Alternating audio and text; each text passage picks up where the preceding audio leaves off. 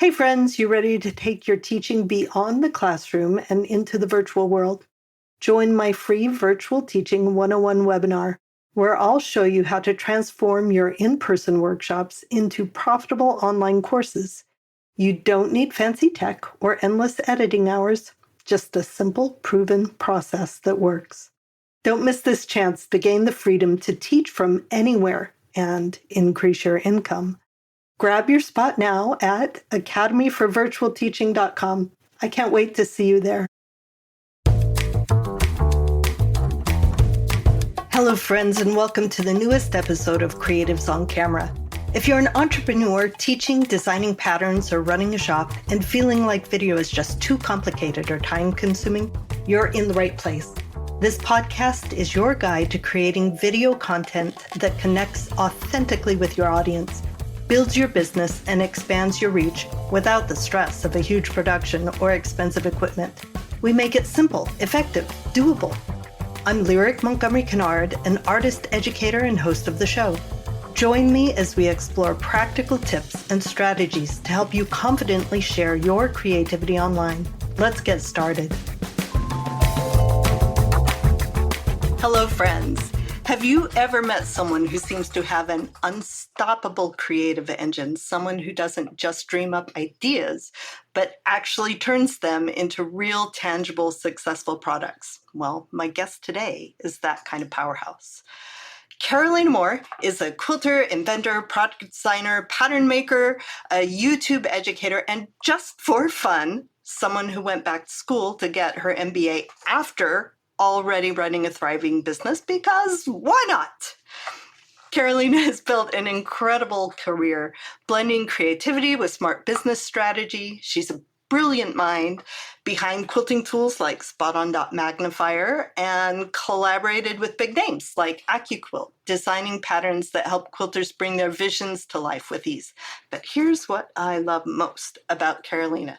She's not just an inventor and designer. She's an educator at heart, after my own heart. With over 81,000 subscribers on YouTube, she's mastered the art of using video as a way to teach, market, and connect with our audience. She's proof that you don't need a huge production team to create videos that make an impact. Today, we're talking about how she turned her ideas into sellable products and the power of YouTube as a marketing tool. So, grab a cuppa, get comfy. Let's dive in with the unstoppable, incredibly creative Carolina Moore. We are so pleased to have you here. Thanks for having me. It's a pleasure and delight. I have enjoyed from afar for a long time watching your business, watching your career, watching all the things you do, and meeting you in person and having the opportunity to chat with you now and then. I was so excited when you agreed to be on this podcast because you have so much valuable information to share with anybody who's a creative maker, designer, anywhere in this craft, art, quilt industry who wants to or needs to create video. So can you give us the nutshell version of how you got into your business and what your business is? My business is I'm a pattern designer and notion inventor. So I design the things that quilters use when they make quilts and bags. I also do the YouTube and I do books and other collaborations. And how I got into it was actually a very, very slow burn. I started before I even had my youngest, who was almost 13 now. And I started as a blogger. Craft blogging was very big at the time. And so I had a crafts and DIY, kind of not quite lifestyle, but more just crafts and DIY and definitely some sewing blog. And I did it on the side while I was raising my two kids. And when my kids needed more time, I stepped away from the blog. And when my kids needed less of my time, I could put more into it. And I did that very intentionally in that I was building a platform, a base of contacts, of information, of knowledge, and of experience, so that as my kids got older and they needed me less and less, that I could dive more and more deep into it. And that strategy turned out served me really well, because then later on, when I had ideas or when I needed people or needed someone to reach out to, have a question, I knew the people. I wasn't starting at complete zero. So basically that was my goal, was that when I'm ready, like I'm doing all these things so that when I'm ready to truly start, I'm not starting at zero. I love that you had a long range goal in mind, a plan, and just bit by bit. You didn't jump to the top of Mount Everest. You took step by step by step over years to get to the base of where you wanted to go. Most people do. It takes them years to, you may have discovered them yesterday, but there's a saying, it takes 8 to 10 years to be an overnight success. And I found that to be super true. It takes a long time. Like that overnight success, it looks overnight to everyone else, but it is not truly overnight to the person who's been doing the work behind the scenes.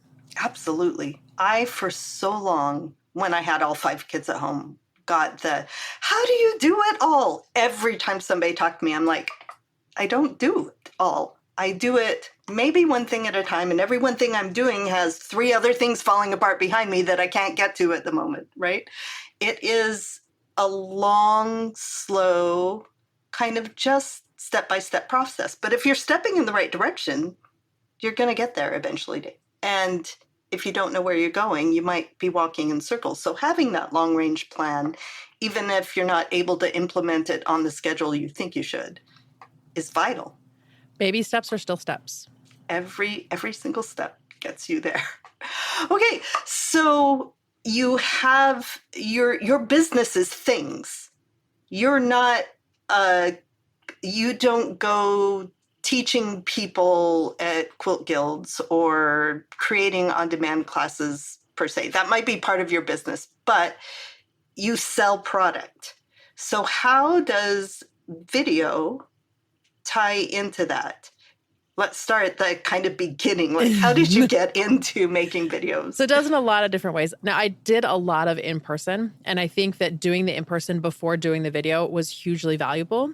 And that's because when I do video now, I can imagine the people in front of me, because I've had so many experiences where I've had these people in front of me. So I can answer the questions. I know what my audience is thinking because I've hung out with my audience enough times that I say, and I know what you're thinking, and your next question probably is going to be, and it truly is. I know because I've been there and done the in-person. So I think it's very valuable to do that in person and have that experience with your audience, so that if you're doing video on your own and you don't have that audience there to ask the questions, that the video is still truly valuable. So I've pulled back from a lot of the in-person just because it's so time consuming, and I can reach a bigger audience faster with video versus, a 30 to even 100% room at a guild. I can do video in that exact same amount of time, even less, because I don't have any travel time to my studio, which is literally right over there. So I can walk right over there, film a video, and I can reach thousands in less time than it would take me to reach 30 to 100 people. And video is important, and I use it in a couple different ways. So one is to build a name for myself, a name for the brand. Establishing your authority. Yeah. So when someone sees my name or my work, that it's not the first time that they've seen it, that I have a reputation for knowing what I'm talking about, for creating good things, for working with them. I've established that relationship. So I have lots of videos that are just basic information. They're not necessarily about my products or about what I do. And then I have other videos that are specifically like launch videos or talking about my products. And in that way, I use YouTube as basically a social media platform. Like someone might create an Instagram post saying, look at my new pattern, or on Facebook say, look at my new pattern. I do a whole video saying, look at my new pattern, and talking about that pattern and giving them the story behind it. Really similar to how you would do on Facebook or on Instagram. And then also I'll do videos that are just like fun. I'm working on a project videos, and I get to slip my products in there as well. I recently filmed a video on different kinds of ways to pin fabric. right? Lots and lots of different ways that you can pin fabric. And there are lots out there. And maybe you don't know about these and maybe you don't know the difference. And so it's a very informative video. And oh, guess what? I also invented a pin called the purse handle pin. And that, of course, is included in these pins. So while it's an informative video that I hope people get a lot of information out of, it's also a bit of a promotional video because I'm talking about my own product in there as well. Right. And there is such a huge difference between people seeing an ad or just seeing the product in a store or reading something about it than there is watching somebody do it on video. And I think that when you see products used, like there's a difference between, definitely hanging up in the store and then just seeing it used in a regular project. So my very first notion, you mentioned it in the intro, was the spot on dot. It is done in collaboration with Gypsy Quilter. So it's a Gypsy Quilter product. And it's a set of magnifying lenses that you can put on your rulers to see the lines better. So whenever I'm doing a video where I need to be able to see the lines on the ruler, I grab my spot on dots and I just use them. They're just a regular notion that I use when I'm sewing things up. And sometimes I'll mention, oh, I use my spot on dots. And sometimes I'll just use them because it's just normal. And I'll get questions. What is that? What are those lenses? What are those dots? What are those things that you stuck on there in the comments? And the more comments you get, comments are great because that's all engagement. So not mentioning them means I get more engagement and I get to answer them specifically and give them the link to be able to go buy them or tell them to go buy them at their local quilt shop.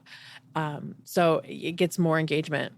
And it's, every time I use them, I see a spike in sales.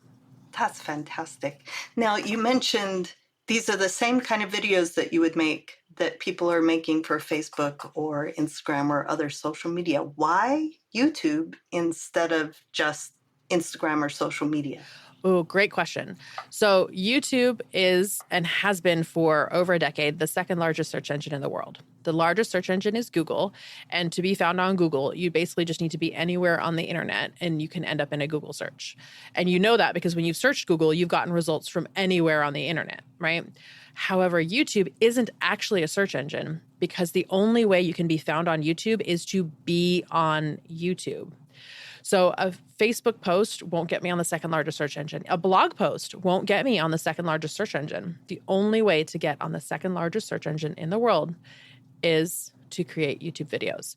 The other really cool thing that we don't talk about is that Facebook and Instagram and TikTok are all closed. They have, I'll call it a paywall because there isn't a better term for it, but you have to have a login. Like if I send you a TikTok link and you're not logged into your TikTok or you don't have a TikTok account, you can't watch that unless you you create a TikTok account. YouTube, you don't have, first of all, most people are already logged into their Google accounts because we all are. But even if someone is anti-Google and doesn't have a Google account, they'll still be able to watch that video. YouTube hasn't created that login wall around their product. So it makes it very, very easily shareable. If anyone's ever shared a Facebook video with you or a Facebook link with you and said, this is so cool, you should see it, and you get, this content cannot be displayed at this time, it's because that was the privacy settings on that content are so that you can't see it because you're not friends with the person who shared it. That doesn't exist on YouTube. Everyone can see it on YouTube. Right. Yeah, every public video on YouTube is up for the search engine. And the other thing I adore about YouTube compared to social media, they own your content. They can shut you down. They can change the algorithm, and it's kind of random whether your people actually see anything you post or not. On YouTube, people are coming to look for something. So if you know what problem that you are solving, what solution you have for your people, and you're able to use those terms in your title, in your description, basically good search engine optimization, they can find you. And they're looking specifically for you. It is such a much warmer audience, even though you feel you have your people in your community on social media. The people who come to you on YouTube are actually needing what you have to offer. Well, every other social media platform highly, highly prioritizes recency. Have you ever had any piece of Instagram content that was 6 months old or older suddenly go viral? No, it doesn't. Whereas I did a bunch of videos in April, shorts, and one of them in August went hugely viral and got over 1 million views. Ooh, good job. Months later. And YouTube will do that. YouTube will continue to play with and test and see who it needs to be sent to and who needs to see it. Their algorithm isn't so highly dependent on recency. It's really highly dependent on who is a good fit for this content. It's about delivering the right content to the right person, regardless of time. And it's evergreen. My oldest YouTube videos in the teaching area are the very worst I've ever made. Like, I sent my daughter off to school with the vintage sewing machine that was vintage when I got it growing up, right? An old Elna TSP. And she's like, I don't remember how to change the bobbin in this thing, Mom. And this is way before anything, right? So I took a quick video saying, here's how you do it, because YouTube was the only way at that time that I could get a video to her. And it's still up. I changed the thumbnail, I changed the title, I changed the description so that that ugly video is solving a problem nobody else is solving on YouTube, and people find it, and it gets hundreds and hundreds of views every day still. And that thing is 15 years old. Yep. I have an ancient video of me teaching 5 beginner steps to free motion quilting. And I still get comments on it very regularly. People saying, oh, thank you. I'm so excited. It years and years old, probably 8 years old. Right. And it's still one of my best performing videos. Evergreen content. It's magic.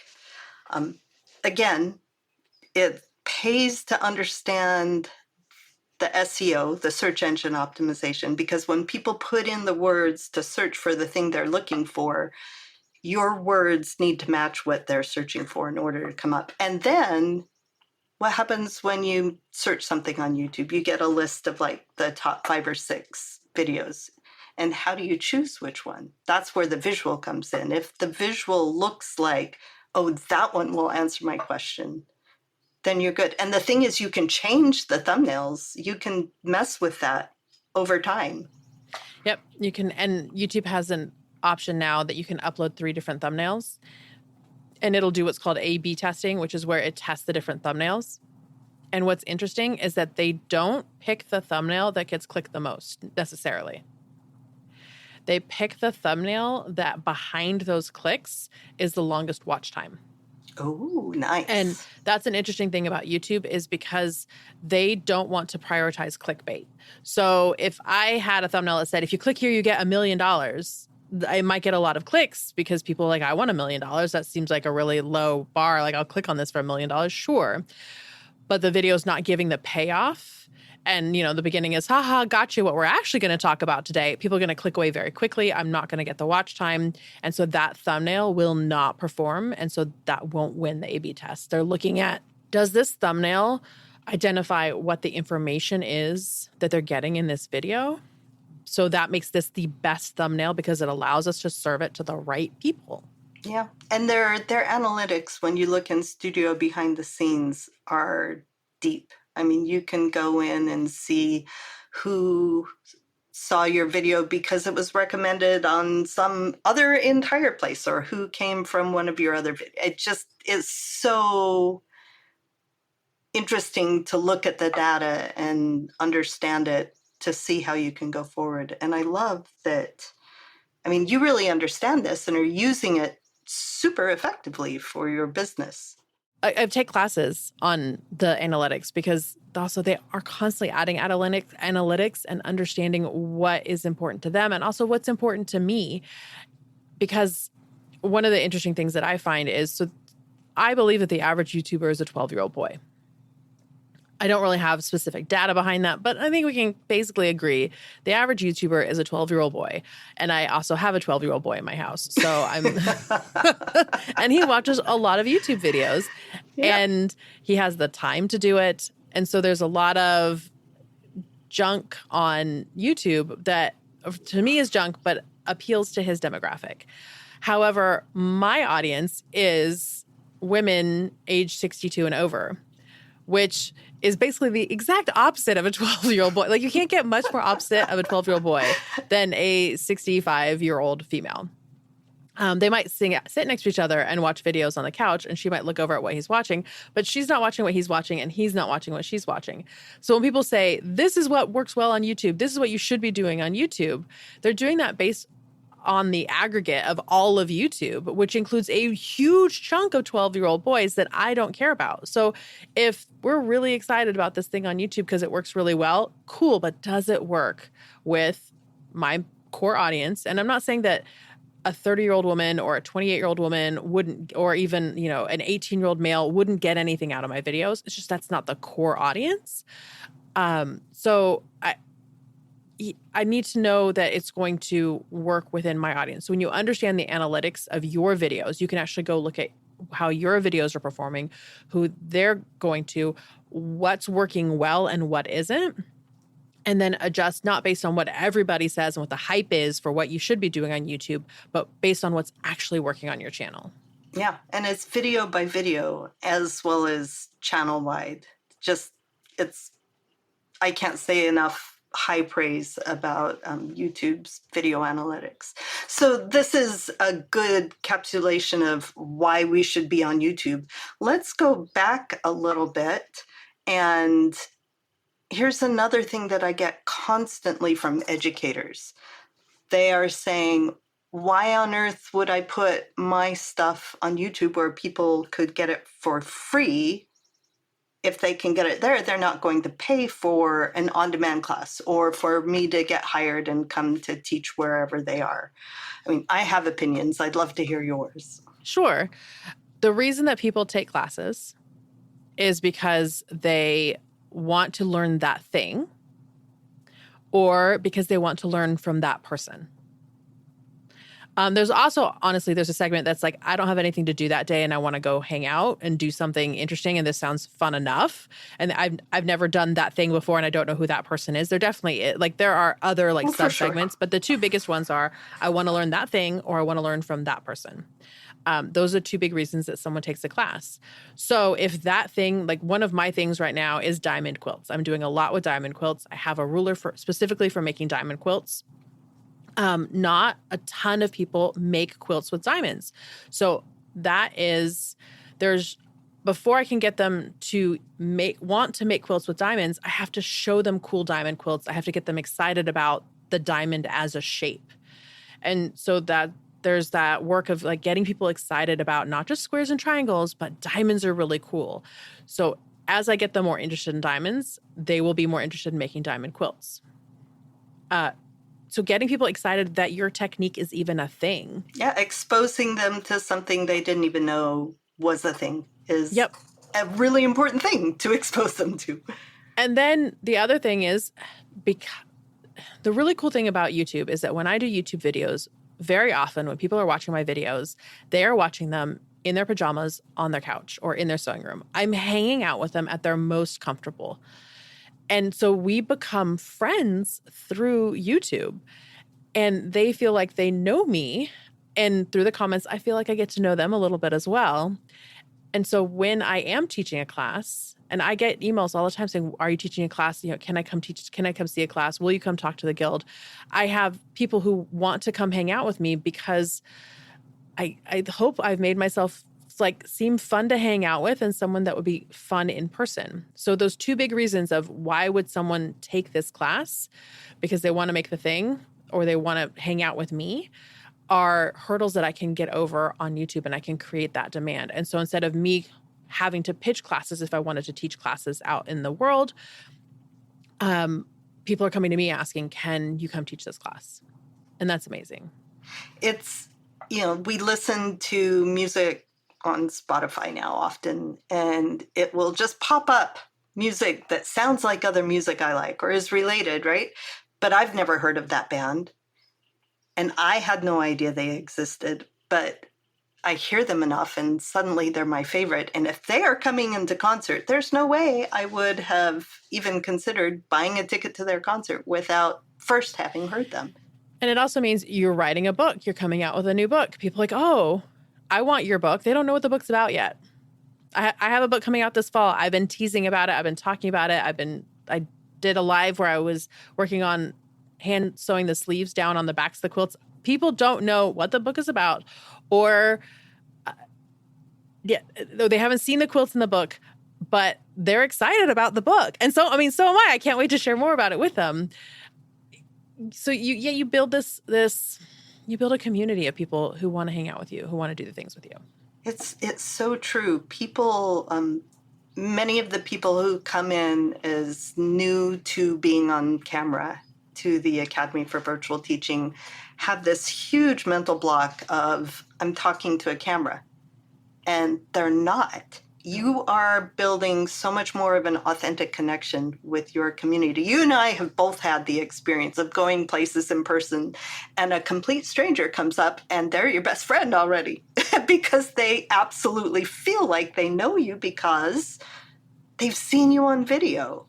And if they saw you like a Hollywood star, all polished and professional and highly produced, right? I don't think it would be the same. I mean, maybe we love Hollywood stars too when we feel like we know them. Yeah, but not like somebody who you sit around in your pajamas and watch YouTube videos and watch them make a mistake and say, oh, they're a real person too, so I can actually approach them.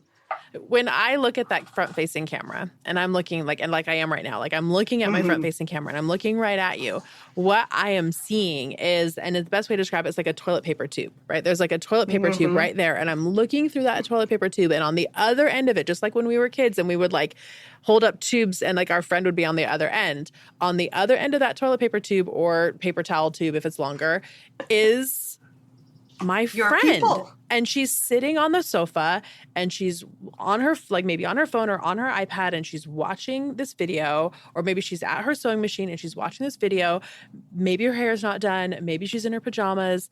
For some of our ladies, maybe her teeth aren't in. She's really at her most comfortable hanging out at her house. And I get to come in through the magic of the toilet paper tube and sit with her. And the toilet paper tube is because I'm not a kid anymore and it's not an actual toilet paper tube. Now it's a camera. It's a camera, right? And I have the exact same thing, except for I have like inside that camera box is a Lilliputian world of all these miniature tiny people, and they're my people and they're right there and I'm talking to them. You know, it helps so much to understand and know your audience and know that that's really what you're doing is you're chatting, you're connecting, you're teaching, you are authentically there with your people. Yep. Yeah, it's all, I mean, I feel like the camera makes an even more authentic connection than any other kind of advertising. And that's those stories about us, those, the realness of who we are and how you use your spot on dot in everyday normal creating. That is so much more of a base level, visceral, real connection with your audience and your customer than it is if you bought a magazine ad or anything like that, right? Yeah. Let's go, like you didn't always do video. No. How did you feel about first making videos and being on video, and how did you, let's get into like the tech, how it actually works for you and how you actually progressed? So I've been married just over 18 years. And 18 years ago, I did not have a videographer at my wedding because I hated myself on video. I still don't love video, but I've gotten more comfortable in my skin and as myself. And this is what I look like today. I have some bags under my eyes. You know, I probably should have gone to bed a little earlier last night. You know, my forehead's a little shiny. That's just, you know, that's just who I am. And so I've gotten more comfortable in my skin. My mouth also tends to like lean to one side because I edit all my own videos. So I notice these things about myself. There's certain words that I say that I don't like the way that I pronounce them. I'm definitely still very hard on myself when I do these things, but also it doesn't matter. Nobody else cares about any of the things that I just mentioned. We are our own worst critics every time. And you're right. Nobody else really cares about any of those things. They don't.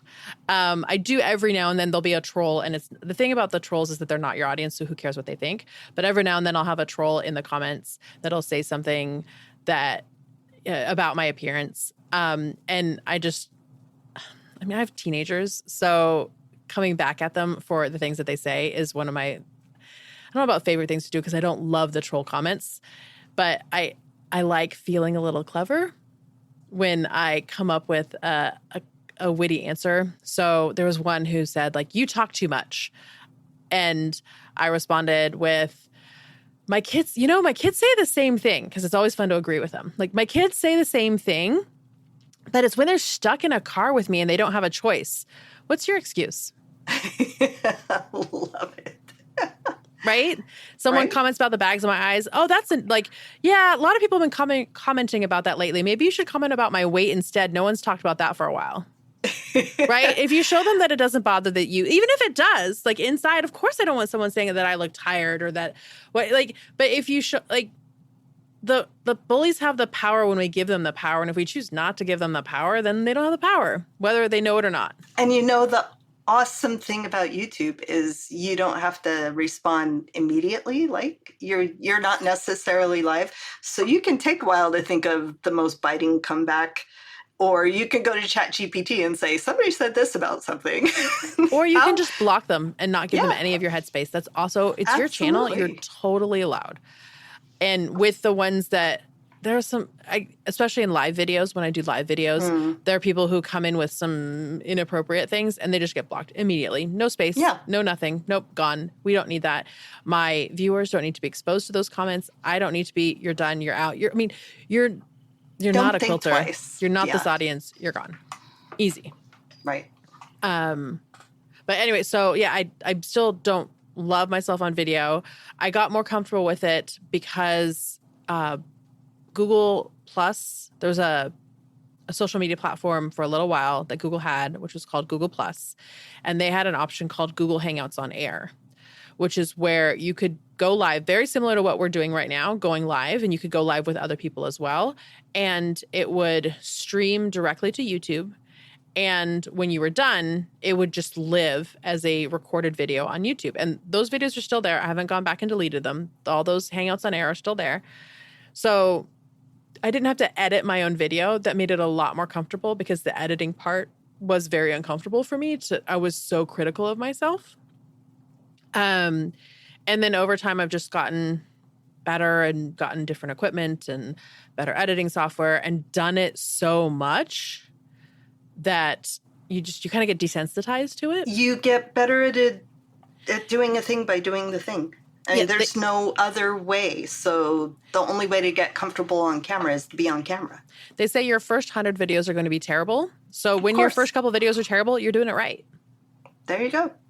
Absolutely. What equipment did you start with? So the Hangouts on Air were just with my camera on my laptop. And then because I was a blogger, I had a Canon T2i, which is a DSLR. Right. And then as I would upgrade cameras. So in the beginning, I used one camera and one camera only when I was filming. And I would make the whole project start to finish with the camera over my shoulder so that you could see my ironing pad, my cutting pad, and the sewing machine all at once. And that was just the one camera for all the shots.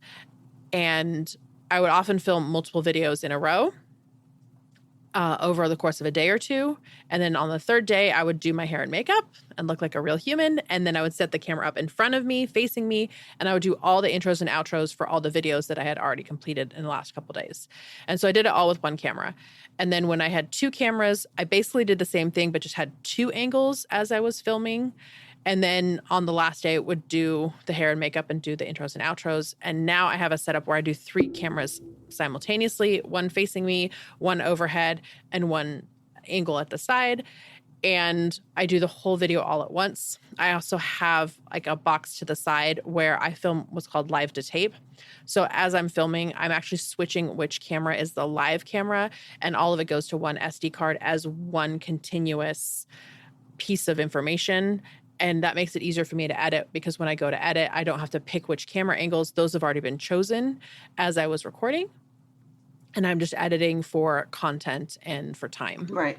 And this involves, when you're filming on cameras, instead of going live cable to your computer or using your phone, you there's other equipment in between, right? So you have the camera, it sounds like you have a switcher, you have to record all of the things. So you have a card that then gets put on your computer, that then you edit, that then goes up to YouTube. So you are at a much higher level than most Well, then I beginners do. started, for Right. sure. Especially from where you started. And like now I have dedicated space that's my filming space. It used to be that my filming space was my desk, so I'd have to clear off my desk before I got started. Right. You grow, like some people are very fortunate and have the means to be able to go buy a bunch of cameras and they have enough space. I live in San Diego. Space is a huge premium, right? So to have the space and the funds to be able to get great equipment all at once, but you don't need to start. Like I started with a camera that I was already using for blogging. Right. And you don't even need to aspire to go there. In my workspace, I have a camera holder that is out of the way. And for overhead, since I'm doing small things, you're on a big cutting board and everything, I can just clear off like a 2-foot space and pop in my camera, and which is my phone most of the time, and just record it straight to there. So for all my short form content, it is my phone. Yeah. All my short form content is just done on my phone, and I have clamps or tripods or whatever, like in every single spot in my studio. So as I'm doing something, I just clamp the phone in, hit record, and I can record what I'm doing. And that's all short form content is done on my phone because it's the vertical content. And then all of, they call it VOD, video on demand, is horizontal, and that I shoot in the studio space on. With the big DSLRs. Well, they're mirrorless. I have Sony ZV E10s. Oh, nice. So I did a big upgrade last year. Yep, that is big tech. Which, again, friends, you don't have to aspire to that. Start right where you are with the simplest, easiest. Up until 18 months ago, I was still using that Canon T2i. And if you go research how old a Canon I mean, that was over a 10-year-old camera that I was still using. It was still one of the 3 cameras that I was using. And it was a goal to upgrade, but that's a lot of money. And it's like, okay, when am I going to be comfortable in the business spending this kind of money on upgraded cameras? And I bought the box that I bought it's called a YOLO box. And I chose that one because it doesn't have a monthly subscription. It was a one-time cost, but it was $1,000 to buy this box. Right. So it was a big investment. It was the end of the year. I said, okay, I'm going to, it's tax write-off. Buy the YOLO box, and that's going to make my editing life so much easier. And then it turned out that my Canon cameras did not communicate with the YOLO box. And so I had on my list to upgrade my cameras, like over time, one at a time. But now it became if I want to use this editing box, I have to upgrade my cameras. So I just bit the bullet, bought all 3 at once, got them all set up.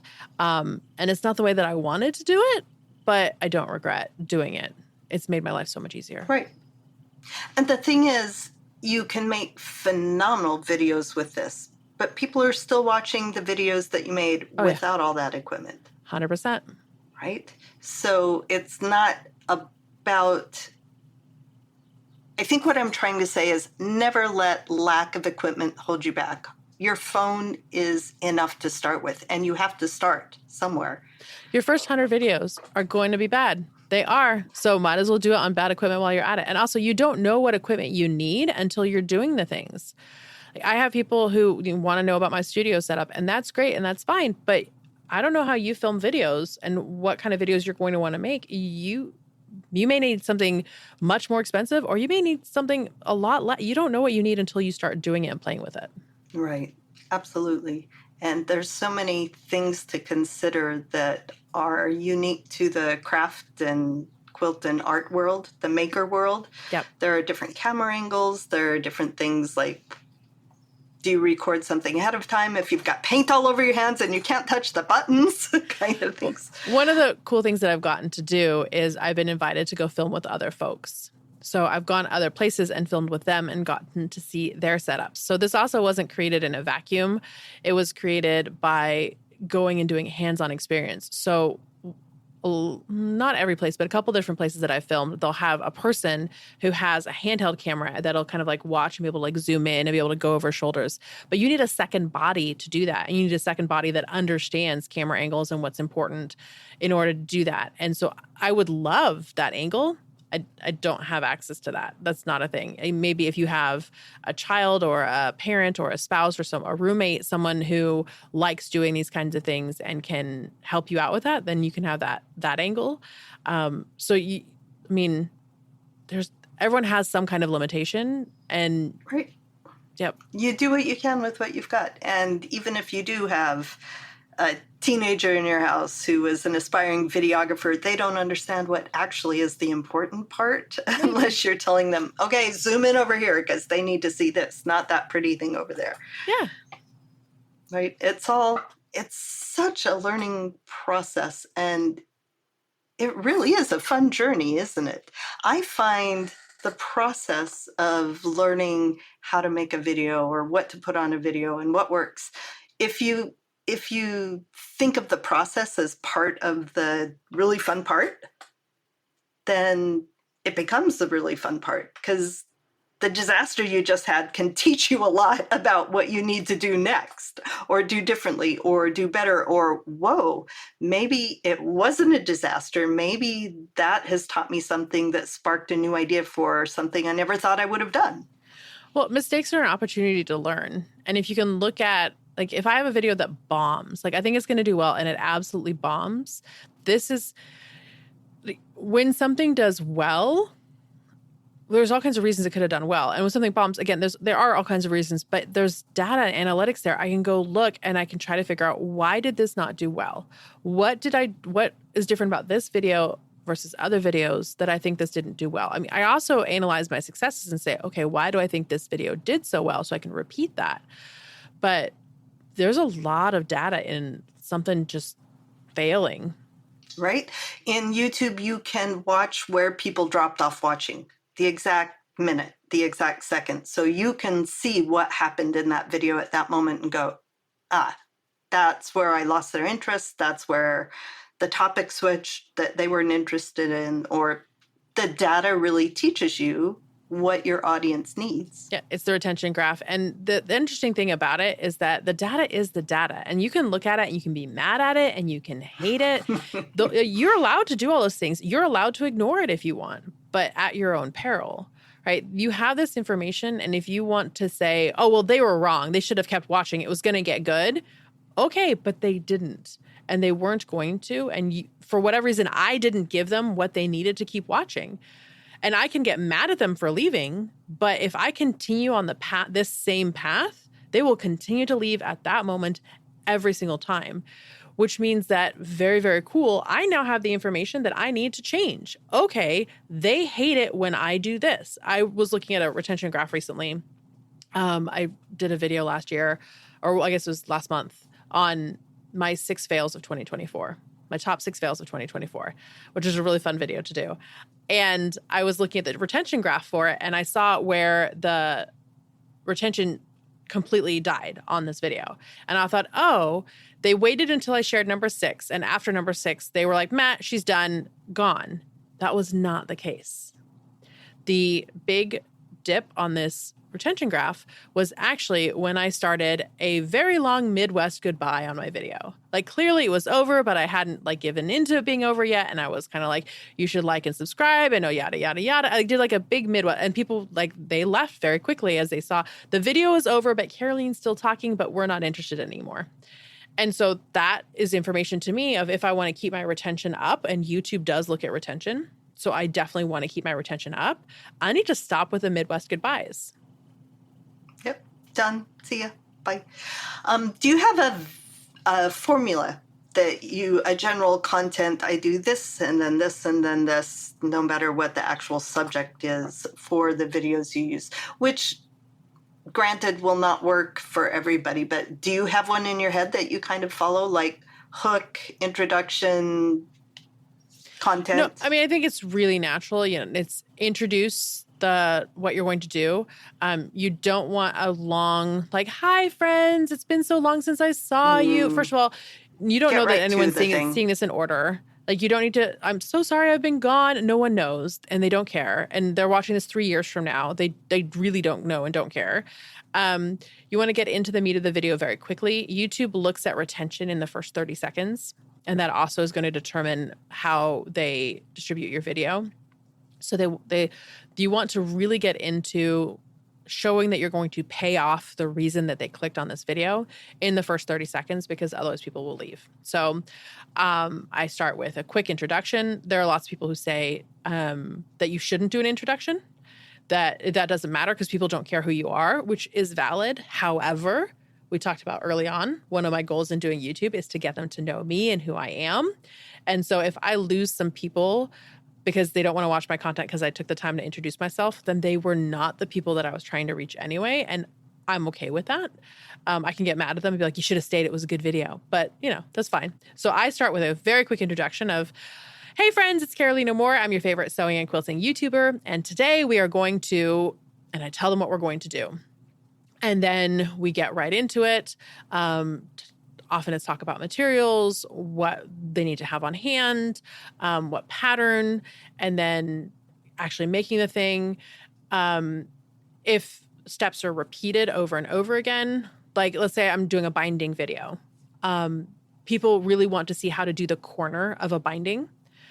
And so I make sure that I show them how to do a corner. There are 4 corners. Nobody needs to see it 4 times, because if they need to see it 4 times, they'll rewind it and watch it again. They'll rewind it and watch it again. And sometimes I've gotten people saying, why do people only show the corner once in a video? And I answer, because you can rewind it and watch it again. But if you show the same thing over and over again, you're going to lose the audience. They're going to go, because I don't need to see it. Or they're going to just fast forward through the video.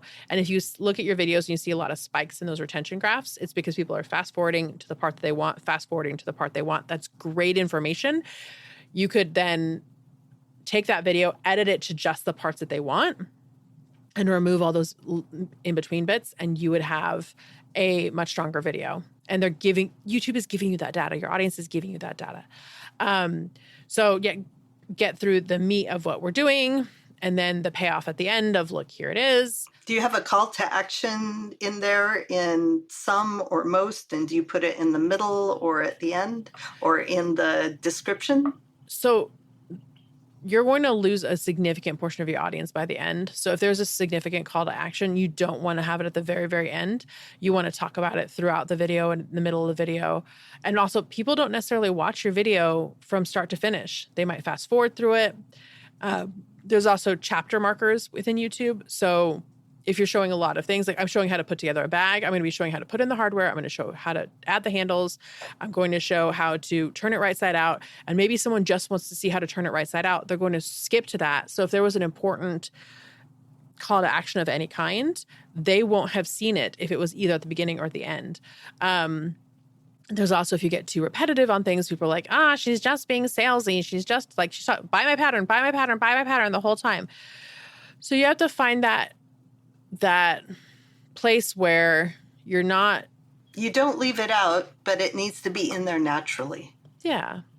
You're not being obnoxious to your audience, but also, and you're serving them well, but also you're getting what you need out of it, because a YouTube video is content that it costs you to make, even if, because your time is not free, because your time, there's an opportunity cost to your time. You could have spent that time doing anything else, which includes sitting on the couch and watching Netflix, which has value, right? That's relaxation. Relaxation has value. So there's an opportunity cost to your time. It cost you to make that video, and there's no guarantee that you're going to be paid any money by YouTube. You have to actually get to a certain point of views and it's like a views subscriber and watch view. time, and it's watch time and subscribers before they'll let you monetize it. No, what you're doing is leading them to your product, to your courses, to your business otherwise. So you do need the call to action, but work it in naturally. And I think everything you said was really, really good. Carolina, this has been incredibly valuable, and you've been so generous with your knowledge and your time. I have one funny question to ask you at the end. What is the strangest thing in your studio right now? Me.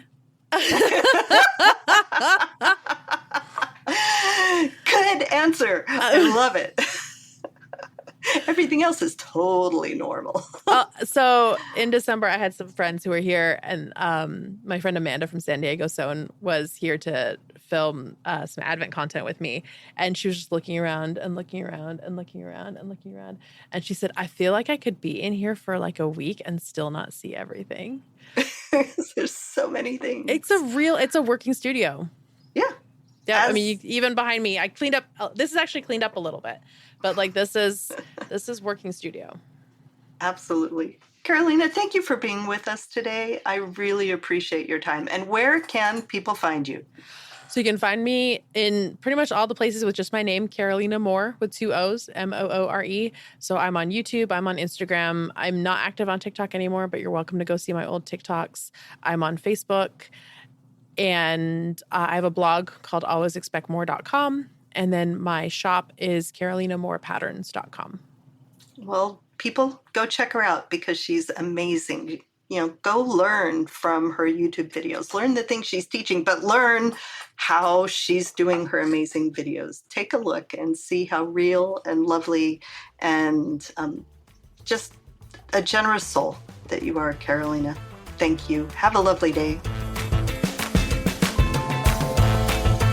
Thank you so much for joining me on Creatives on Camera.